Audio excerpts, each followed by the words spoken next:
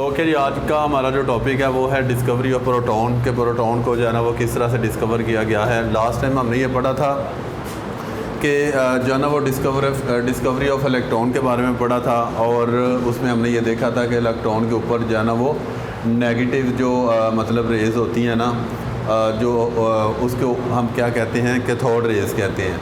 ठीक है जी, आज हम पढ़ेंगे डिस्कवरी ऑफ प्रोटॉन के बारे में कि जब मतलब ये टेस्ट ट्यूब के अंदर साइंसदानों ने जे थॉमसन ने एक्सपेरिमेंट किया इलेक्ट्रॉन को डिस्कवर करने का, तो उससे हमें ये पता चला कि मतलब जो डिस्चार्ज ट्यूब है इसके अंदर जो गैस के पार्टिकल है उसमें के अंदर जो है ना वो इलेक्ट्रॉन है। ठीक है, अब इससे जो डिस्कवरी ऑफ प्रोटॉन है इससे हमें ये है कि जी जो एटम का न्यूक्लियस है, गैस के जो एटम है उसका जो न्यूक्लियस है, न्यूक्लियस के अंदर जो है ना प्रोटॉन इलेक्ट्रॉन, अब हमें ये पता चला है कि जी उसके अंदर जो है ना वो प्रोटॉन भी मौजूद जो है ना वो होते हैं। ठीक है, आज हम इसमें जो है ना वो प्रोटॉन को डिस्कवर करेंगे कि वाकई जो है ना वो इसके अंदर प्रोटॉन मौजूद, न्यूक्लियस के अंदर जो है प्रोटॉन मौजूद होते हैं कि नहीं। लास्ट मतलब डिस्कवरी ऑफ इलेक्ट्रॉन की तरह आज भी हम जो है ना वो डिस्चार्ज ट्यूब लेंगे।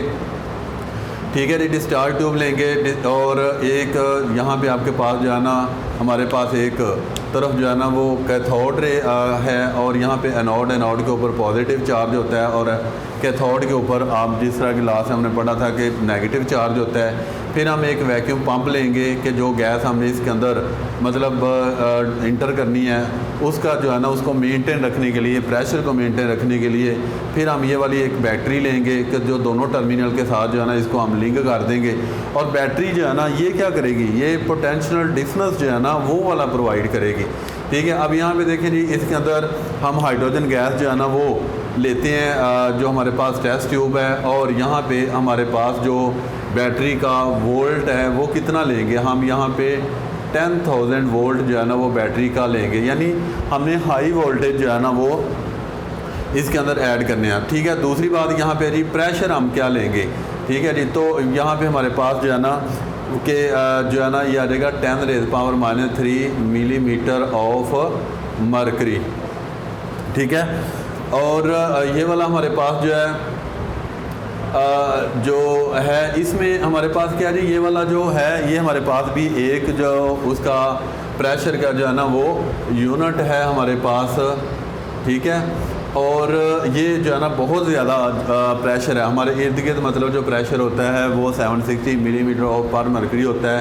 ठीक है, ये वाली चीज़ें जी हमारे पास जो है ना मौजूद है। अब इसमें क्या हुआ कि जो है ना जैसे ही हम बैटरी को जो है ना वो कनेक्ट कर दिया, इसके दोनों कैथोड जो है ना वो एनोड और कैथोड की तरफ दोनों को हमने जो है ना बैटरी के साथ कनेक्ट कर दिया, तो इसमें क्या हुआ कि इस बैटरी के जो इतना हमने हाई वोल्टेज दिया हुआ था, इस हाई वोल्टेज की वजह से इसके अंदर जो है ना वो करंट जो है ना वो फ़्लो करना शुरू कर देगा। ठीक है, लेकिन वो इतना मतलब उसकी जो वेव्स होंगी इतनी छोटी होंगी कि हमें जो है ना वो पता नहीं चलेगा, यानी वो इनविजिबल होंगी कि हमें नज़र नहीं आएंगी।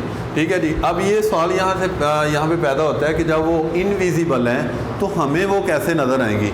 जैसे ही हमने बैटरी को इसके साथ कनेक्ट करवाया, ठीक है, उसमें हमारे पास क्या हुआ कि जो है ना इसके अंदर करंट ने फ़्लो करना शुरू कर दिया। ठीक है जी, अब इस एनोड की बैक साइड के ऊपर जो है ना वो जिंक सल्फाइड की कोटिंग की हुई है। ठीक है जी, जिंक सल्फाइड की कोटिंग क्यों की हुई है, जिंक सल्फाइड की कोटिंग इसलिए की हुई है कि जब भी उसके ऊपर कोई चार्ज उसको हीट करता है, उसके साथ कोलिजन करता है, तो उसमें ग्लो यानी रोशनी जो है ना वो पैदा हो जाती है। ठीक है जी, अब यहाँ पे देखें कि जैसे ही हमने बैटरी को इसके साथ कनेक्ट किया, हाई वोल्टेज इसमें से पास आउट होना शुरू हो गया।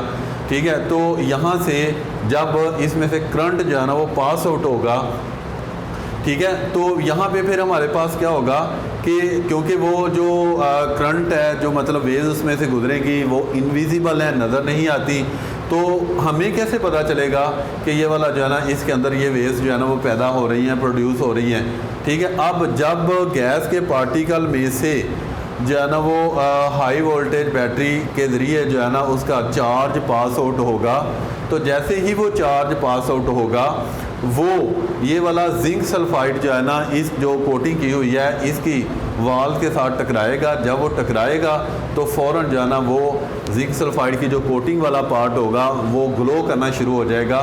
तो जब ये ग्लो करना शुरू हो जाएगा इट्स मीन कि इसके अंदर को जो है ना वो कोई ना कोई जो है ना ये वाला मतलब चार्ज जो है ना फ़्लो हो रहा है। ठीक है, अब यहाँ पे हमने ये देखना है, देखिए कि लास्ट टाइम जो हमने डिस्कवरी ऑफ इलेक्ट्रॉन के बारे में पढ़ा था उसमें ये था कि जो एनोड है उसके ऊपर पॉजिटिव है, जो कैथोड है उसके ऊपर नेगेटिव है। ठीक है, तो इलेक्ट्रॉन के ऊपर नेगेटिव चार्ज होता है। तो ये देखें यानी यहाँ से जो रेज है वो प्रोड्यूस हो रही हैं और वो किस तरफ आ रही हैं, अपने ऑपोजिट चार्ज की तरफ। तो ये हमारा ऑपोजिट चार्ज क्या है जी, एनोड है। तो ये देखें ये मतलब जो एरो शो करवा रहा है इसकी डायरेक्शन के ये नेगेटिव चार्ज हैं और नेगेटिव चार्ज जो है ना वो किसके ऊपर होता है, वो हमारे पास होता है कैथोड रेज। तो ये कैथोड रेज यहाँ से पैदा हो रही हैं तो इसलिए हमने इनको जो है ना वो कैथोड रेज का जो है ना वो नाम दे दिया। ठीक है, अब हमने ये देखना है कि ये वाली जब कैथोड रेज जब इसमें से करंट फ्लो करेगा तो यहाँ पे हमारे पास क्या होगा कि ये वाला जो करंट है, ठीक है, जो कैथोड्स हैं इसके ऊपर से जो है ना वो नेगेटिव चार्ज पैदा होगा। नेगेटिव चार्ज जब पैदा होगा, ठीक है, तो वो किसकी तरफ जो है ना वो फ्लो करेगा, वो अपने ऑपोजिट चार्ज यानी एनोड की तरफ जो है ना वो मूव करेगा। ठीक है जी, तो वो कहते हैं जी जो नेगेटिव पॉजिटिव की तरफ फ्लो करता है इसको तो हम इलेक्ट्रॉन का नाम जो है ना वो दे चुके हैं। दूसरी बात ये है कि अगर जब हम बैटरी इसके साथ कनेक्ट करेंगे तो इसके अंदर से भी, एनोड के अंदर से भी जो है ना वो क्या पैदा होंगे, चार्ज पैदा होगा। जब वो चार्ज पैदा होगा तो चार्ज हमेशा ऑपोजिट साइड वाले चार्ज की तरफ जो है ना वो मूव करता है। यहाँ पे एनोड के ऊपर पॉजिटिव चार्ज पैदा होगा तो ये किसकी तरफ जो है ना वो मूव करेगा, और ये वाला जो है ना वो इसकी तरफ जो है ना यानी कैथोड की तरफ मूव करेगा। ठीक है, अब यहाँ पे ये वाला जो चार्ज है, अब यहाँ पे देखेंगे जी जब ये पॉजिटिव जो है ना वो प्रोड्यूस होगा चार्ज और वो किसकी तरफ जाएगा, कैथोड की तरफ जाएगा। कैथोड अब जाके यहाँ पे जो है ना ये इतना छोटा होगा, इसकी तरह थोड़ी सी जी डायग्राम से हम समझते हैं कि किस तरह। यहाँ पे हमने हाइड्रोजन गैस ली हुई थी, हाइड्रोजन ये वाला देखें जी, ये वाला हमारे पास है। यहाँ पे इसके जो न्यूक्लियस है उसके अंदर प्रोटॉन होते हैं और न्यूट्रॉन होते हैं। इलेक्ट्रॉन तो मतलब वो वैसे ही वो बाहर निकल गया क्योंकि वो जो है ना ये शेल के अंदर जो है ना वो मूव करते हैं। ठीक है, अब यहाँ पे देखें कि जो वैलेंस शेल के अंदर इलेक्ट्रॉन होंगे, ठीक है, जो वैलेंस शेल के अंदर इलेक्ट्रॉन होंगे, जितने मतलब शेल न्यूक्लियस से दूर होता जाएगा उसकी उतनी ही फोर्स ऑफ अट्रैक्शन जो है ना वो कम होती जाएगी। जब उसकी फोर्स ऑफ अट्रैक्शन कम होती जाएगी उसमें से वैलेंस शेल वाला जो इलेक्ट्रॉन होगा वो जंप लगा के किस तरफ आएगा, मतलब वो बाहर चला जाएगा।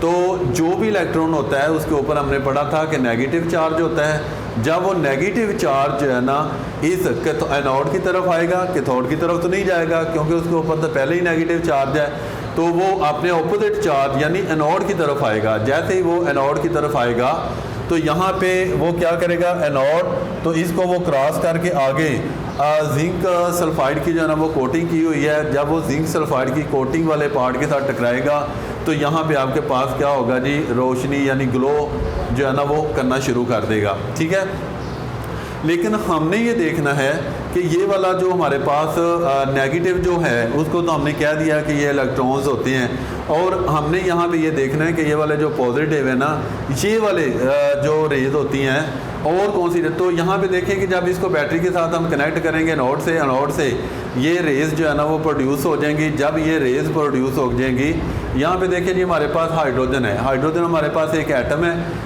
जब इसने इलेक्ट्रॉन लूज कर दिया, फॉर एग्जांपल यही वाला अगर हम लेते हैं कि उसके वैलेंस शेल के अंदर से जो इलेक्ट्रॉन है वो जंप लगा के बाहर आ जाएगा। जब वो इलेक्ट्रॉन यानी लूज हो जाएगा तो इसके ऊपर क्या आ जाएगा जी, चार्ज आ जाएगा। ठीक है, तो मतलब कोई भी एटम जब इलेक्ट्रॉन को लूज करता है तो उसके ऊपर पॉजिटिव चार्ज आता है, जब इलेक्ट्रॉन को गेन करता है तो उसके ऊपर नेगेटिव चार्ज आ जाता है। तो यहाँ पे क्योंकि हमने हाइड्रोजन गैस ली हुई है तो यहाँ पे हमारे पास क्या आ जाएगा जी, ये वाला कि जब हाइड्रोजन का एटम हाइड्रोजन आयन में कन्वर्ट हो जाएगा तो हाइड्रोजन का आयन इतना बड़ा होगा कि जब ये वाला एनोड से कैथोड की तरफ मूव करेगा तो आगे इसमें से जो है ना वो पास आउट नहीं होगा। तो जब ये पास आउट नहीं होगा तो फिर साइंसदानों ने इसके बारे में सोचा कि हम क्या करेंगे।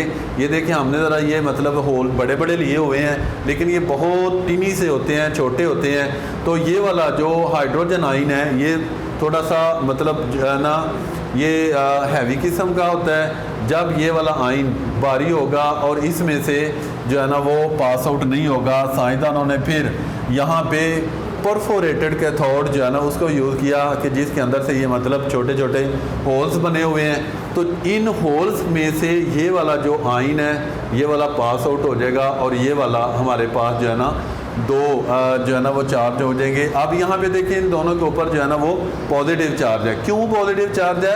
हाइड्रोजन ने इलेक्ट्रॉन को लूज़ किया है। जब इलेक्ट्रॉन को लूज़ किया जाता है उसके ऊपर पॉजिटिव चार्ज आता है। तो पॉजिटिव हमेशा नेगेटिव की तरफ जो है ना अपने अपोजिट चार्ज की तरफ ही मूव करेगा। ठीक है, तो यहाँ पे हमारे पास जो मतलब इस एक्सपेरिमेंट के ज़रिए हमने देखा कि इसके अंदर से जो है ना वो इलेक्ट्रॉन यानी नेगेटिव रेज के साथ साथ जो है ना पॉजिटिव रेज भी प्रोड्यूस होती हैं। और वो सारी किस तरह से प्रोड्यूस होती हैं वो सारा यहाँ पे हमने देखा है। तो इस जो हमारे पास डिस्चार्ज ट्यूब है इसके अंदर नेगेटिव के साथ साथ जो पॉजिटिव रेज पैदा होती हैं उन पॉजिटिव रेज को हम क्या कहते हैं? उन पॉजिटिव रेज को हम जो है ना वो प्रोटॉन्स भी कहते हैं, या उन रेज को हम जो है ना वो कैनाल रेज भी कहते हैं। ठीक है जी, ये वाला हमारे पास जो था ना आज का कि हमने जो है ना वो प्रोटॉन को किस तरह से डिस्कवर किया गया है। ठीक है, और इसके अंदर की सारी कहानी जो है ना वो कैसे मतलब ये जो है ना वो एनोड से कैथोड की तरफ मूव करते हैं और ये आगे पास आउट होके तो वो कैनाल रेज या प्रोटॉन्स जो होते हैं ना ये वाले डिस्कवर किए थे। ठीक है जी, सुबह हम इसकी प्रॉपर्टीज़ के बारे में डिस्कस करेंगे कि इसकी प्रॉपर्टीज़ क्या हैं, किस तरह ये मूव करते हैं। तो इसको पहले आपने अच्छी तरह से जो है ना वो स्टडी कर लेना। अगर ये लॉन्ग क्वेश्चन आता है ठीक है तो ये डायग्राम आपने मस्ट जो है ना वो बनानी है, अदरवाइज़ आपको नंबर इसके नहीं मिलेंगे। ओके जी, अल्लाह हाफ़िज़। अस्सलाम वालेकुम स्टूडेंट्स।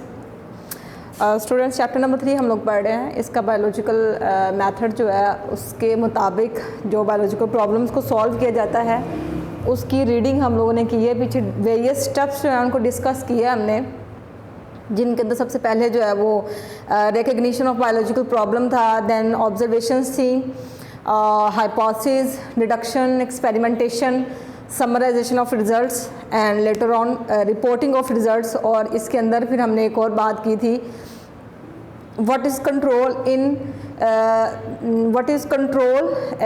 In the experimentation. ठीक है, कि एक्सपेरिमेंट्स के अंदर या एक्सपेरिमेंटेशन के अंदर कंट्रोल क्या होता है। तो एक कंट्रोल ग्रुप और एक्सपेरिमेंटल ग्रुप जो है वो हमने पीछे डिस्कस किया था। आज स्टूडेंट्स इस बायोलॉजिकल मेथड की हम लोग प्रैक्टिकलिटी की तरफ जाते हैं और एक एग्जांपल है यहाँ पे मलेरिया की, जिसकी बात मैं पहले भी आपसे करती रही हूँ।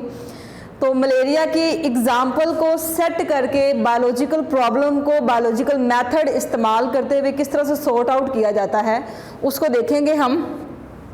तो ये स्टूडेंट्स स्टडी ऑफ मलेरिया है, आज का टॉपिक है आपका study of malaria and example of biological method. के मलेरिया की स्टडी है जो कि एज ए एग्जांपल लिया हुआ है बायोलॉजिकल मेथड। तो सबसे पहले देखें स्टूडेंट्स, जो मलेरिया ना ये बड़ी कॉमन डिजीज़ है। आपको पता है कि वेरियस कंट्रीज़ के अंदर ये बड़ी डिजीज़ पाई जाती है। पाकिस्तान के अंदर तो वैसे भी मलेरिया बहुत ज़्यादा है, और सिर्फ पाकिस्तान के अंदर नहीं, यहाँ पे जितने भी साउथ एशियन कंट्रीज़ हैं लाइक इंडिया है, बांग्लादेश है, पाकिस्तान है, यहाँ पे मलेरिया काफ़ी हद तक पाया जाता है। ठीक है, तो अफ्रीका की तरफ अगर हम लोग चले जाएँ तो अफ्रीका के अंदर मलेरिया बहुत ज़्यादा है।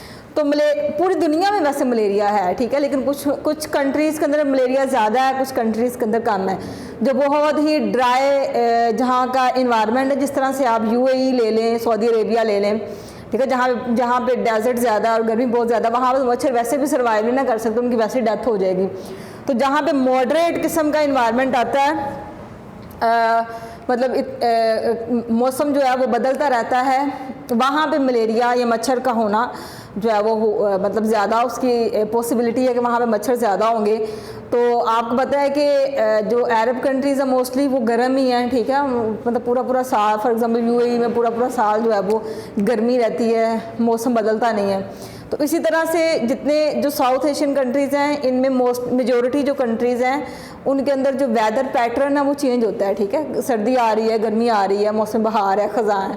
तो ऐसी जो कंडीशंस होती हैं इनमें जो मतलब बहुत सीवियर कंडीशन, जैसे बहुत टॉप पे गर्मी चली गई तो मच्छर मर गए, ठीक है, बाकी जब थोड़ी बहुत गर्मी होती है जैसे आजकल है, इससे पहले था, या गर्मी जब ख़त्म होगी उस टाइम भी इतनी ज़्यादा जब नहीं होती, तो उसमें ये जो मॉस्किटोज़ हैं इनका रिप्रोड्यूस करना और इनका ग्रो करना, डेवलप करना ज़्यादा इसकी पॉसिबिलिटी होती है, ठीक है।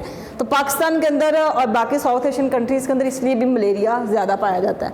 अच्छा, अब इसके स्टूडेंट हम देखेंगे कि ये किस तरह से एक बायोलॉजिकल प्रॉब्लम के तौर पे उभरा और फिर बायोलॉजिकल मेथड को यूज़ करते हुए किस तरह से साइंटिस्ट ने इसको सॉर्ट आउट किया। तो आपको पता है कि मलेरिया कॉमन डिजीज़ है। हिस्ट्री अगर हम लोग देखें इसकी मलेरिया की तो उसमें हम लोग कॉज और ट्रांसमिशन की बात करेंगे कि मलेरिया होता कैसे है और फिर ट्रांसमिट कैसे करता है, ठीक है। अगर मलेरिया हो रहा है बंदे को उसकी वजह क्या है और फिर एक से दूसरे में और दूसरे से तीसरे में किस तरह से ट्रांसमिट होता है, ठीक है।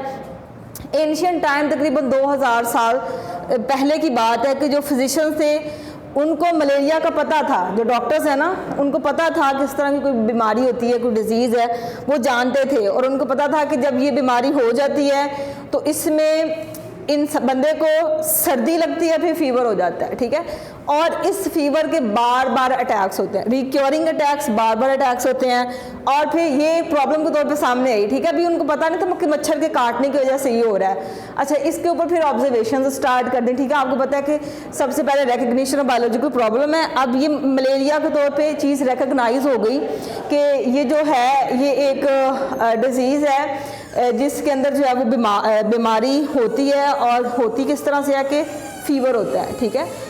फीवर होता है और उस फीवर में सर्दी लगती है और एक दिन बंदा ठीक होता है और अगले दिन फिर वही फीवर हो जाता है, तो उसके बार बार अटैक्स होते हैं, ठीक है। तो अब ये चीज़ पता चल गई, ये क्यों होती है, ठीक है, ये बात पता नहीं थी। अब ये क्यों वाली जो बात है ये एक बायोलॉजिकल प्रॉब्लम के तौर पे सामने आ गई है, ठीक है। अब इसको जो है वो सॉर्ट आउट करना है। तो सबसे पहले क्या करेंगे, ऑब्जर्वेशंस करेंगे। तो ऑब्जर्वेशंस में उन्होंने क्या किया कि लोग जो हैं वो देखने लग गए। उन्होंने ऑब्जर्व सबसे पहले ये किया कि जो लोग लो मार्शी एरियाज़ के अंदर रहते थे उनको मलेरिया ज़्यादा हो रहा था, ठीक है। लो मार्शी एरियाज़ ऐसे एरियाज़ थे जो कि क्या से कहते हैं, जैसे पहाड़ों के साथ नीचे, ठीक है, रहेंगे लोग और वहाँ पे गदला गदला सा पानी होगा, नमी नमी ज़्यादा होगी, ठीक है, और छोटे छोटे से पौधे होंगे और कीचड़ कीचड़ सा होगा। तो ऐसे एरिया जैसे आप लोग यहाँ पे चले जाएं, मरी वगैरह में चले जाएं, ठीक है, वहाँ पे इस तरह जो पाकिस्तान के नॉर्दर्न एरियाज़ में चले जाएं और ना भी वहाँ पे जाएं, अगर हमारे इर्द गिर्द हमारे जो घर हैं अगर यहाँ पे इस तरह का अगर इन्वायरमेंट पाया जा रहा है जहाँ पे मच्छर की अफजाइश ज़्यादा हो सकती है, लाइक वहाँ पे नालियाँ बहुत ज़्यादा हैं और छोटे छोटे से जो हैं वो क्या उससे कहते हैं तालाब हैं गंदे पानी वाले, ठीक है, और ऐसे जहाँ पे मच्छर ज़्यादा ग्रो कर सकता है, इस तरह का अगर इन्वायरमेंट आप कहीं पे भी देंगे तो वहाँ पे जो है वो लोगों को मलेरिया ज़्यादा होगा। तो ऑब्जर्वेशन सबसे पहले ये की गई कि वो लोग जो लो मार्शी एरियाज़ के अंदर रहते थे उनके अंदर मलेरिया ज़्यादा पाया जाता था और इसके ऊपर फिर एक थॉट उन्होंने अपना परसेप्ट किया। दे सेड कि ऐसी जगह पे जो लो मार्शी एरिया है वहाँ पे चूँकि पानी गंदा होता है, रुका हुआ पानी होता है, स्टेगनेंट का मतलब है कि खड़ा हुआ पानी, ठीक है, ये वो खड़ा हुआ पानी होता है और उस खड़ा जो पानी है वो पीने की वजह से लोगों को मलेरिया हो रहा है, ठीक है। ये अब उस ऑब्जर्वेशन के बाद लोगों ने सोचना शुरू कर दिया कि why it happens in the people that are living in the low and marshy areas. तो इसके ऊपर उन्होंने बात ये की इसलिए हो सकता है क्योंकि वहाँ पे पानी गंदा है और वो गंदा पानी पीने की वजह से या उस गंदे पानी की जो स्मेल, फाउल स्मेल होगी वो आपके एटमॉस्फेयर में जाएगी और एटमॉस्फेयर की जब वो एयर आप इनहेल करेंगे तो वो उस गंदी स्मेल की वजह से आपको मलेरिया हो रहा है, ठीक है।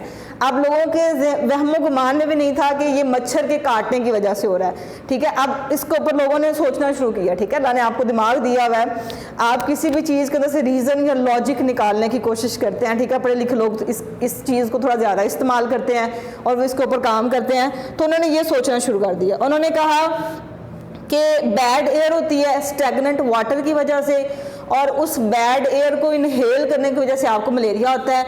और ये बैड एयर की वजह से ही उन्होंने इसका नाम भी डाल दिया। बैड का मतलब बुरी, एयर का मतलब जो है वो मतलब हवा। तो इस तरह से उन्होंने इसका एक नाम भी परसेप्ट किया।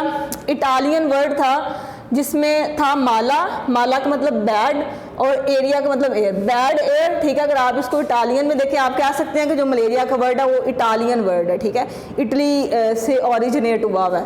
तो mala mean bad and aria mean air, bad air के इनहेल करने की वजह से मलेरिया हो रहा है, ठीक है। ये ऑब्जर्वेशन के बाद थिंकिंग थी, इसको भी आप लोग हाइपोथेसिस नहीं कह सकते हैं, ठीक है, ये आपकी ऑब्जर्वेशन ही है कि किस तरह से आप उसको ले रहे हैं। अच्छा, फर्दर क्लैरिफिकेशन इसके ऊपर जो है वो मजीद जो है वो कह लो कि ऑब्जर्वेशंस को मजीद उन्होंने इन्हांस किया। कुछ लोगों ने खुद को वॉलंटियर किया, उन्होंने कहा कि ठीक है हम लोग जो है वो इसके ऊपर काम करते हैं, और कुछ लोगों ने खुद को इसके लिए पेश किया। उन्होंने वो बड़ा जो स्टेगनेंट वाटर है, गंदा पानी जो था, रुका हुआ जो पानी था, उसको पिया। उन्होंने कहा कि अगर पानी की पीने की वजह से आप कह रहे हैं कि मलेरिया हो रहा है, हम ये पानी पीते हैं, क्या हमें मलेरिया होगा कि नहीं, ठीक है। उन्होंने मतलब खुद को वॉलंटियर किया वहाँ पे। अच्छा, इसके ऊपर फिर और बात की गई। उन्होंने देखा कि उन लोगों को जिन्होंने खुद को वॉलंटियर किया था, उन्होंने वो स्टेगनेंट वाटर पिया, तो उसके बाद उनको मलेरिया नहीं हुआ। तो ऑब्जर्वेशंस जो है वो फिर इस तरह से रॉन्ग उनकी साबित हुई कि पानी की वजह, मतलब गंदा पानी पीने से तो मलेरिया नहीं हो रहा, तो इसकी वजह कुछ और होगी। अच्छा, उसके अलावा एक और चीज़, मलेरिया को क्योर करने के लिए उन दिनों जो एक मेडिसिन यूज़ हो रही थी उसकी उन्होंने थोड़ी सी हिस्ट्री बताई है। अभी तक आप लोगों को अगर कभी मलेरिया हुआ है तो जो डॉक्टर आपको मेडिसिन देते हैं, अगर आपने वो देखी है तो वो क्विनीन होती है, ठीक है। उसमें एक ये केमिकल है क्विनीन, इसकी वो मेडिसिन बनी होती है, वो आप खाते हैं तो आप क्योर करते हैं। तो जब 17वीं सेंचुरी आई स्टूडेंट्स, तो अमेरिका डिस्कवर हुआ, आपको पता है 17वीं सेंचुरी में अमेरिका डिस्कवर हुआ था, ठीक है, कोलंबस ने उसको डिस्कवर किया। तो उस टाइम जो यूरोपियन कंट्रीज थे वो उन्होंने जब देखा कि ये वाला इस तरह से एक कॉन्टिनेंट डिस्कवर हुआ है, तो वहाँ से पौधे जो है वो यूरोप के अंदर लाना उन्होंने शुरू कर दिए, ठीक है। तो उस टाइम जो लेके आते थे पौधा वो था क्वीना क्वीना, ठीक है। ये जो क्वीना क्वीना पौधे का नाम है, इसकी जो बार्क थी, ठीक है, उसके स्टेम के ऊपर जो उसकी खाल होती है उसको उतार के तो उससे मेडिसिन तैयार होती थी, और वो मेडिसिन जो है वो बुखार, जो नॉर्मल बुखार हो जाता है उसको क्योर करने के लिए इस्तेमाल होती थी, ठीक है। तो चूँकि मलेरिया उन दिनों बहुत ज़्यादा था, अभी भी वैसे उतना ही है, तो ये और बुखार तो मतलब बड़ी नॉर्मल सी चीज़ है, ठीक है। आपको आए दिन बुखार हो सकता है, आपको थकावट की वजह से हो सकता है, महीने में 1-2 दफ़ा थोड़ा बहुत बुखार बंदे को ज़रूर होता है, कभी वो आप फील कर लेते हैं, कभी आप नहीं भी फील करते। अच्छा, तो ये जो क्वीना क्वीना दरख्त था, इसकी जो बार्क थी ये इंपोर्ट की जाती थी कहाँ से, अमेरिका से, यूरोपियन कंट्रीज़ के अंदर। तो आहिस्ता आहिस्ता क्या हुआ कि वो क्वीना क्वीना दरख्त ख़त्म होना शुरू हो गया। तो अब जो मर्चेंट्स थे, जो ताजर थे, उन्होंने क्या करना शुरू किया कि उन्होंने 2 नंबरी शुरू कर दी। उन्होंने ना उससे एक मिलता जुलता एक और पौधा था जिसका नाम था, जो था सिनकोना। सिनकोना की जो बार्क है ना वो उन्होंने इंपोर्ट करना शुरू कर दी, और उन्होंने अपनी तरफ से बेईमानी की, लेकिन ये जो बेईमानी है ये ह्यूमंस के लिए फ्रूटफुल साबित हो गई, उनके लिए जो है वो मुफीद साबित हुई, इसलिए कि ये जो सिनकोना दरख्त था इसकी जो बार्क थी ये मलेरिया को क्योर करने में बहुत इफ़ेक्टिव थी, ठीक है। तो फिर इस तरह से कह लो कि उन्होंने क्या किया बताया नहीं, लेकिन ये बाद में बात जो है वो डिस्कवर होगी, पता चल गया। तो जो सिनकोना है इसके अंदर क्विनीन पाया जाता है, और क्विनीन जो है ये इफ़ेक्टिवली इस्तेमाल होती है फॉर ट्रीटिंग मलेरिया। अच्छा, यहाँ तक स्टूडेंट्स इसको रखेंगे। इसमें आपने क्या करना है, आपने ये वाला इंट्रोडक्शन पढ़ना है, ठीक है, ये डेट्स याद रखनी है, और फिर जो है वो पहली ऑब्जर्वेशन मलेरिया के ऊपर क्या हुई थी कि स्टेगनेंट वाटर जो है वो उसको पीने की वजह से होती है, मलेरिया हो जाता है, ये वाली आपने ऑब्जर्वेशन याद रखनी है। और क्विनीन की डिस्कवरी किस तरह से हुई थी ये एक बड़ा इंपॉर्टेंट शॉर्ट क्वेश्चन है, ये आपने ये वाला सारा पैराग्राफ याद करना है इसमें।